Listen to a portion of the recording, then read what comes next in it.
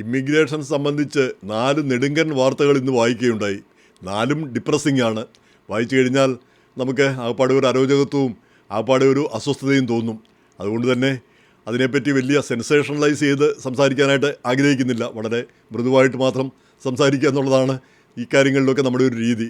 ഇപ്പോൾ കഴിഞ്ഞ ദിവസം ഒരു വീഡിയോയ്ക്ക് ഞാൻ കൊടുത്തിരുന്ന ഹെഡിങ് യൂട്യൂബിലെ ചിരി എന്നാണ്. ആ യൂട്യൂബിലെ ചിരി എന്നതിന് പകരം യൂട്യൂബിലെ കൊലച്ചിരി എന്ന് കൊടുത്തിരുന്നെങ്കിൽ ഹിറ്റ് കൂടുതൽ കിട്ടിയേനെ. പിന്നെ അങ്ങനെ ഹിറ്റ് വേണ്ട, നമുക്ക് അത്രയ്ക്ക് ആവശ്യമില്ല എന്ന് കരുതുകയും ചെയ്തു. നമ്മൾ പറയുന്നത് വസ്തുനിഷ്ഠമായിരിക്കണം. പറയുന്ന രീതിയും വലിയ ഭംഗിയുള്ള വീഡിയോ ഒന്നും അല്ലെങ്കിലും പറയുന്ന കാര്യങ്ങളൊക്കെ സത്യസന്ധമാകണമെന്നൊരു നിർബന്ധം പിന്നെ ഉണ്ട്. അതുകൊണ്ട് തന്നെയാണ് ഈ ഇമിഗ്രേഷൻ കാര്യങ്ങളൊക്കെ പറയുമ്പോൾ ആ കാര്യങ്ങൾ മാത്രം പറയാനും ആ രീതി അതിനെ യഥാതഥമായിട്ട് തന്നെ അവതരിപ്പിക്കാനും നമ്മൾ ശ്രമിക്കുന്നത്. എന്തായാലും ഇപ്പോൾ ഇന്ന് കണ്ട ഏറ്റവും വലിയൊരു വാർത്ത, നമ്മൾ ഈ ഗ്രീൻ കാർഡിന് ചെല്ലുമ്പോൾ, ഗ്രീൻ കാർഡിൻ്റെ ആ ഫൈനൽ ഇൻ്റർവ്യൂവിന് ചെല്ലുമ്പോൾ നമ്മൾ അതിനു മുമ്പ് ഏതെങ്കിലും ആനുകൂല്യങ്ങൾ, സർക്കാരിൻ്റെ ആനുകൂല്യങ്ങൾ വാങ്ങിയിട്ടുണ്ടെങ്കിൽ, അതായത് മെഡിക്കെയ്ഡ്, ഫുഡ് സ്റ്റാമ്പ്, ഇതുപോലുള്ള പല ആനുകൂല്യങ്ങളും നേടിയിട്ടുണ്ടെങ്കിൽ അവർക്ക് ഗ്രീൻ കാർഡ് നിരസിക്കാനായിട്ട് ഉദ്യോഗസ്ഥർക്ക് അധികാരം നൽകുന്നതാണ് ഒരു വാർത്ത. അപ്പോൾ നേരത്തെ തന്നെ ഈ കാര്യമുണ്ട്. പബ്ലിക് ചാർജ് ആയിട്ടുള്ള ആളുകൾ, അല്ലെ അങ്ങനെ ആകാൻ പോകുന്ന ആളുകൾ, അവർക്ക് ഇങ്ങനെയുള്ള ഗ്രീൻ കാർഡിനും അതൊക്കെ കിട്ടാനായിട്ട് പ്രയാസമുണ്ടാകുന്നുള്ള നിയമം തന്നെയുണ്ട്. പക്ഷേ അതിനൊരു മാനുഷിക മുഖമുണ്ടായിരുന്നു. ചില അടിയന്തര സാഹചര്യങ്ങളിൽ, ചില പ്രത്യേക സാഹചര്യങ്ങളിൽ ഇങ്ങനെയുള്ള സഹായങ്ങളൊക്കെ തേടുന്നവർക്കും ഗ്രീൻ കാർഡ് കിട്ടും എന്നായിരുന്നു ബൈഡൻ്റെ കാലത്തൊക്കെ ഉണ്ടായിരുന്ന നിയമം. പക്ഷേ അതിപ്പം കർക്കശമാക്കിയിരിക്കുന്നു. ഈ ആനുകൂല്യങ്ങളൊക്കെ മേടിച്ചവർ, അവർക്ക് ഗ്രീൻ കാർഡ് കിട്ടുക വിഷമകരമോ പറ്റാതെയോ ആയിത്തീർന്നിരിക്കുന്നു. അത് ഉദ്യോഗസ്ഥർക്ക് തീരുമാനിക്കാവുന്ന ഒരവസ്ഥ വന്നിരിക്കുന്നു. അപ്പം നമ്മളെ സംബന്ധിച്ചിടത്തോളം, ഇന്ത്യൻ സമൂഹത്തെ, പ്രത്യേകിച്ച് മലയാളി സമൂഹത്തെ സംബന്ധിച്ചിടത്തോളം അത്ര പ്രധാനപ്പെട്ടതാകാനും വഴിയില്ല. കാരണം നമ്മളിൽ മിക്കവരും വരുന്നത് ഗ്രീൻ കാർഡ്,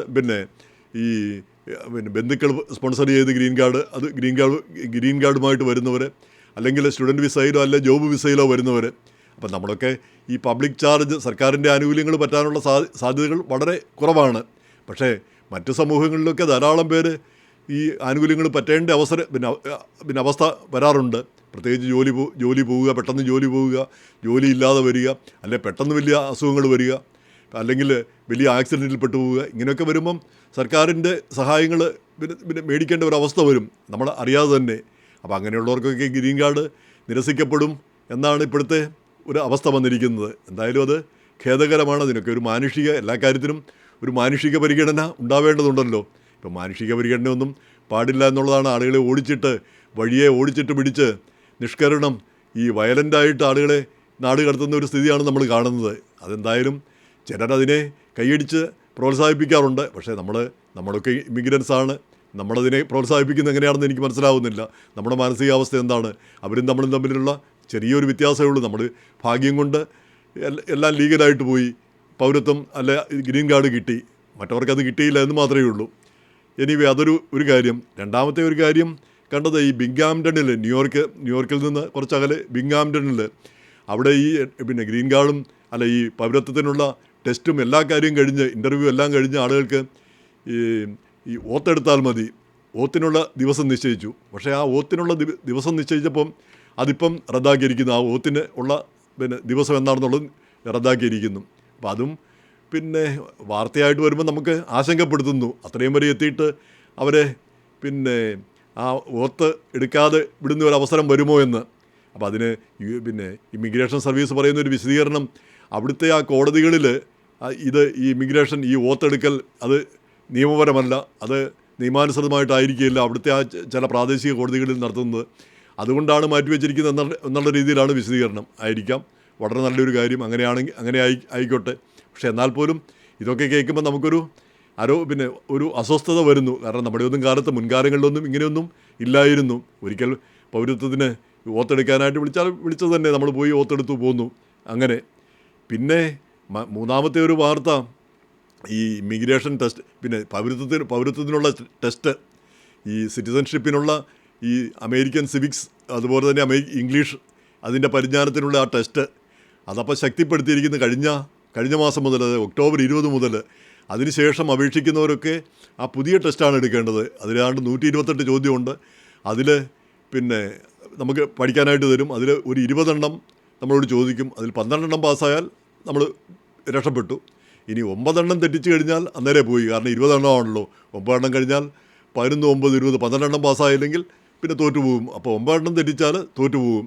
അപ്പോൾ ആളുകളെല്ലാം പിന്നെ ഭീതിയിലാണ് ഈ ടെസ്റ്റ് എഴുതുന്നതിനെ പറ്റി. കാര്യം ഈ നേരത്തെ 100 ക്വസ്റ്റ്യൻ ഉണ്ടായിരുന്നു, അതിൽ 10 ചോദിക്കുള്ളായിരുന്നു, 6 പാസ്സായാൽ മതിയായിരുന്നു. ഇപ്പോഴതിൻ്റെ ഇരട്ടിയാകുന്നത് മാത്രമല്ല, ആ ചോദ്യങ്ങളുടെ രീതിയും എല്ലാം വ്യത്യസ്തമായിരിക്കുന്നു. അപ്പം അതിനേക്കാളുപരി ആളുകളെ പേടിപ്പെടുത്തിയിരിക്കുന്നു. ഇതെന്തോ ഭയങ്കര സംഭവമാണ്, ഇത് പാസ്സാകുക ബുദ്ധിമുട്ടാണ് എന്നുള്ളൊരു രീതി വന്നിരിക്കുന്നത്. പ്രത്യേകിച്ച് ഇംഗ്ലീഷ് അറിയാത്തവർ, ഇംഗ്ലീഷ് കുറച്ച് മാത്രം അറിയുന്നവർ, അതുപോലെ തന്നെ ഈ പഠിക്കാനൊന്നും സമയമില്ലാത്തവർ, ഇങ്ങനെയുള്ളവരൊക്കെയാണ് ബുദ്ധിമുട്ടിലാവുന്നത്. അപ്പോൾ അതും വലിയൊരു പ്രശ്നം തന്നെ. എത്ര കുറച്ച് ആളുകൾക്ക് പൗരത്വം കൊടുക്കാമോ അത്രയും കുറച്ച് പേർക്ക് മതി എന്നാണ് ഈ അധികൃതരുടെ നിലപാടെന്ന് തോന്നുന്നു. എന്നിട്ടും കഴിഞ്ഞ വർഷം 8 ലക്ഷം പേര് പൗരത്വം നേടുകയുണ്ടായി. 8 ലക്ഷം പേർക്ക് പൗരത്വം കഴിഞ്ഞ വർഷം കൊടുക്കുകയുണ്ടായി. അപ്പോൾ ഈ ടെസ്റ്റ് എഴുതാൻ പോകുന്ന ആളുകൾ അവർ മുൻകൂട്ടി പഠിക്കുക തന്നെ വേണം. അതിനുശേഷമേ അപേക്ഷിക്കാവുള്ളൂ. കാരണം അപേക്ഷിച്ച് കഴിഞ്ഞാൽ അധികം താമസിയാതെ തന്നെ ഇൻ്റർവ്യൂവിന് വിളിക്കും. ന്യൂയോർക്കിലൊന്നും അധികം വെയിറ്റ് ടൈമൊന്നുമില്ല. അപ്പോൾ അത് പഠിച്ചിട്ട് ഏകദേശം നല്ല രീതിയിൽ പഠിച്ചിട്ട് തന്നെ മനസ്സിലാക്കിയിട്ട് തന്നെ, ഇതൊരു വലിയ ആനക്കാര്യമൊന്നുമല്ല, പക്ഷേ തീർച്ചയായിട്ടും വലിയ വിദ്യാഭ്യാസമോ അല്ല ഇംഗ്ലീഷ് അത്രയധികം അറിയത്തില്ലാത്തവർക്കോ അതൊക്കെ ഒരു ബുദ്ധിമുട്ട് തന്നെ. പിന്നെ അതിൻ്റെ കൂടിയാണ് ഈ ആങ്സൈറ്റി, എന്താ പറയുക, ഈ ഭീതി, എന്ത് സംഭവിക്കുന്നുള്ള ഒരു ആശങ്ക. അപ്പോൾ ആ ആശങ്കയും ഒഴിവാക്കേണ്ടതുണ്ട്. ഇങ്ങനെയൊക്കെ നിയമങ്ങളിങ്ങനെ മാറിയും മറിഞ്ഞും വരുമല്ലോ, അതനുസരിച്ച് നമ്മളും മാറണം എന്നുള്ളതാണ് അതിൻ്റെ ഒരു സന്ദേശം. പിന്നെ 4മതൊരു ലേഖനം വായിച്ചത്, അത് കുറച്ച് ദിവസമായിട്ട്, അതും APD ആണ്, അസോസിയേറ്റഡ് പ്രസ്, വളരെ വിശ്വാസ്യതയുള്ള ലേഖനമാണ്. അത് ഈ പുതിയ നയങ്ങൾ മൂലം ഈ പൗരത്വമുള്ളവരും അമേരിക്കൻ പൗരത്വമുള്ളവരും ആശങ്കയിൽ എന്നാണ് അതിൻ്റെ ഹെഡിങ് തന്നെ. അപ്പോൾ അതൊരു നീണ്ട ലേഖനമാണത്. ആശങ്ക എങ്ങനെയാണ് ഉണ്ടാവുന്നതെന്ന് കൃത്യമായിട്ട് പറയുന്നില്ല. അല്ലെങ്കിൽ ആർക്കെങ്കിലും പൗരത്വം നഷ്ടപ്പെട്ടോ അല്ലെങ്കിൽ ഏതെങ്കിലും രീതിയിൽ പൗരത്വം നഷ്ടപ്പെടുവോ എന്നുള്ളതിനെപ്പറ്റിയൊന്നും കൃത്യമായ വിശദീകരണമില്ല. എങ്കിൽ കൂടി അതിൽ ഓവറോൾ പറയുന്നത് ഈ പൗരത്വമുണ്ട്, നമ്മൾ സുരക്ഷിതരാണെന്നുള്ളൊരു ബോധമുണ്ടെങ്കിലും അത്ര സുരക്ഷിതരാണെന്നൊന്നും കരുതേണ്ടതില്ല. പ്രത്യേകിച്ച് ഈ ഓടിച്ചിട്ട് പിടിക്കുമ്പോൾ പൗരനാണോ അല്ലയോ എന്നൊന്നും അവർ നോക്കാറില്ല. അവർ ആളെ കാണുമ്പോൾ ഹിസ്പാനിക് ആണെങ്കിലോ അല്ലെങ്കിൽ ഏഷ്യൻ ആണെങ്കിലോ കയറി പിടിച്ചുകൊണ്ട് പോവുകയാണ് ചെയ്യുക. അപ്പോൾ പൗരനാണെന്നൊക്കെ പിന്നീടാണ് തെളിയിക്കേണ്ടി വരിക. അതിന് പുറമേ ഈ പൗരത്വം സംബന്ധിച്ച് നമുക്ക് എങ്ങനെ പൗരത്വം കിട്ടിയെന്ന് വേണമെങ്കിൽ അവർക്ക് പുനഃപരിശോധിക്കാം. അപ്പോൾ അങ്ങനെയുള്ള കാര്യങ്ങൾ പലപ്പോഴും എന്താ പറയുക, ഹാർട്ട് ബ്രേക്ക് ഉണ്ടാക്കുന്ന കാര്യങ്ങളാണ് പറയുന്നത്. ഇതിനെപ്പറ്റി പറയുന്നത്, ഇതിൻ്റെ ചരിത്രപരമായ ഒരു പശ്ചാത്തലം എന്താണെന്ന് ചോദിച്ചാൽ 1790 മുതലോ മറ്റോ ആണ് ഈ പൗരത്വം സംബന്ധിച്ച് തീരുമാനങ്ങളും നിയമങ്ങളും വരുന്നത്. അപ്പോൾ അതിൽ നമുക്കറിയാം, അന്ന് വെളുത്തവർക്ക് മാത്രമേ അത് വോട്ട് ചെയ്യാനുള്ള അവകാശമുള്ളൂ, പൗരത്വം എടുക്കാനുള്ള അവകാശമുള്ളൂ. വെള്ളക്കാർക്ക്, അതും ടാക്സ് കൊടുക്കുന്നവർക്കൊക്കെ അവർക്ക് മാത്രമേ ഉള്ളൂ. പിന്നീടാണ് വോട്ട് ചെയ്യാനുള്ള അവകാശങ്ങളും. പിന്നീടാണ് ഈ 14th അമെൻമെൻറ്റ് സിവിൽ വാറിന് ശേഷം വരുന്നു. കറമ്പർക്കും ഇവിടെ ജനിച്ച എല്ലാവർക്കും പൗരത്വം. കാരണം അല്ലെങ്കിൽ കറമ്പർക്ക് പൗരത്വം കൊടുക്കില്ല എന്നൊരു സ്ഥിതി വന്നു. അതിനു മുമ്പ് ഒരു ഡ്രഡ് സ്കോട്ട് എന്ന് പറഞ്ഞ ഒരു വിധി ഉണ്ടായിരുന്നു, സുപ്രീം കോടതിയുടെ ഒരു വിധി. ആ വിധിയുടെ പ്രധാനപ്പെട്ട തീരുമാനം എന്തായിരുന്നു ചോദിച്ചാൽ, കറുത്ത വർഗ്ഗക്കാർക്ക് ഇവിടെ പൗരത്വത്തിന് അവകാശമില്ല, ഈ വെളുത്തവർക്ക് മാത്രമേ ഇവിടെ അവകാശമുള്ളൂ, പൗരനാവാൻ അവകാശമുള്ളൂ. അപ്പോൾ അതിനെതിരെ അതും സിവിൽ വാർ ഉണ്ടാകുന്നതിന്, അന്നത്തെ സിവിൽ വാർ ഉണ്ടാകുന്നതിന് ഒരു കാരണമായിട്ട് ചൂണ്ടിക്കാണിക്കപ്പെടുന്നുണ്ട്. ആ വിധിയുടെ പശ്ചാത്തലത്തിലാണ് ഈ 1865 ഈ നിയമം ഉണ്ടാക്കിയത്, 14ാം ഭേദഗതി വന്നത്. അതായത് ഇവിടെ ജനിക്കുന്ന എല്ലാവരും ഇവിടെ പൗരന്മാരാണ്. അപ്പോൾ കറുത്തവരാണോ വെളുത്തവരാണോ ചൈനക്കാരനാണെന്നോ ഒന്നും പ്രശ്നമില്ലാത്ത രീതിയിൽ ആ വിധി വന്നത്. ആ വിധി 1892 വേറൊരു വിധിയിലൂടെ അത് സാധൂകരിക്കുകയും ചെയ്തു. ഒരു ചൈനക്കാരൻ, ഇവിടെ ജനിച്ച ചൈനക്കാരൻ ചൈനയിൽ പോയിട്ട് തിരിച്ചു വരുമ്പം കാരണം അവന് കറമ്പനുമല്ല വിളമ്പനുമല്ല, അവന് പൗരത്വം കൊടുക്കില്ല എന്ന് പറഞ്ഞ് അപ്പോൾ അതിനെതിരെ അവന് സുപ്രീം കോടതി വരെ പോയി. ആ സുപ്രീം കോടതിയിൽ ആ വിധി വന്നു, ഇവിടെ ജനിച്ചതാണ് അതുകൊണ്ട് പൗരത്വം കൊടുക്കണമെന്ന് പറഞ്ഞ്. അത് സുപ്രധാനമായൊരു വിധിയാണ്, നമ്മൾ ഇപ്പോഴും അത് സാധ്യതയുള്ളൊരു വിധി. പക്ഷേ 1923 ആയപ്പോഴത്തേക്ക് വേറൊരു വിധി വന്നു. വിധി എന്തായിരുന്നു ചോദിച്ചാൽ, അത് ഒരു ഇന്ത്യക്കാരനാണ്, ഭഗത് സിംഗ് തിണ്ട് എന്ന് പറഞ്ഞൊരു വ്യക്തി. കേസ് എന്തായിരുന്നു ഞാൻ ഓർക്കുന്നില്ല. ആ കേസിൽ സുപ്രീം കോടതി വിധിക്കുന്നത് അമേരിക്കൻ പൗരത്വത്തിന് ഒന്നുകിൽ കറമ്പനായിരിക്കണം അല്ലെങ്കിൽ വെളുമ്പനായിരിക്കണം, അല്ലാതെ ഏഷ്യക്കാർക്കൊന്നും അമേരിക്കൻ പൗരത്വത്തിന് അവകാശമില്ല എന്നാണ് ആ വിധി വന്നത്. അതുപോലെ തന്നെ അതിന് ഏഷ്യക്കാരെ എക്സ്ക്ലൂഡ് ചെയ്യുന്ന ഒരു നിയമം 1924 പാസ്സാക്കുകയും ചെയ്തു. ഏഷ്യക്കാർക്ക് പൗരത്വമില്ല. പിന്നെ അതിനൊരു മാറ്റം വരുന്നത് 1952 മറ്റൊരു മാറ്റം വന്നു. 1965 അത് ലിൻഡൻ ജോൺസൻ്റെ കാലത്താണ് കാര്യമായ നിയമമാറ്റം വന്നു. എല്ലാവർക്കും പിന്നെ ഏത് രാജ്യത്തു നിന്ന് വരുന്നോ ഏത് നിറമെന്നോ പിന്നെ കണക്കിലെടുക്കാതെ എല്ലാവർക്കും പൗരത്വം എന്നുള്ള ആ നിയമം വന്നു. അപ്പോൾ അങ്ങനെയാണ്, അതിൻ്റെ പറവിലാണ് നമ്മളൊക്കെ ഇവിടെ പൗരന്മാരായി മാറുന്നത്. അപ്പോൾ 1921 ആ ഭഗത് സിംഗ് തിണ്ടിൻ്റെ ആ വിധി വന്നപ്പം, അപ്പോൾ അതിനു മുമ്പ് ഒത്തിരി ഇന്ത്യക്കാർ പൗരന്മാരൊക്കെ ആയിരുന്നു. പക്ഷേ ഈ വിധി വന്നപ്പോൾ ഇന്ത്യക്കാർക്ക് പൗരന്മാരാകാൻ അവകാശമില്ല എന്നാണ് വിധി വന്നത്. അപ്പോൾ ആ നേരത്തെ പൗരത്വം എടുത്തവരൊക്കെ പിന്നെ അവരുടെ പൗരത്വം നഷ്ടപ്പെട്ടു.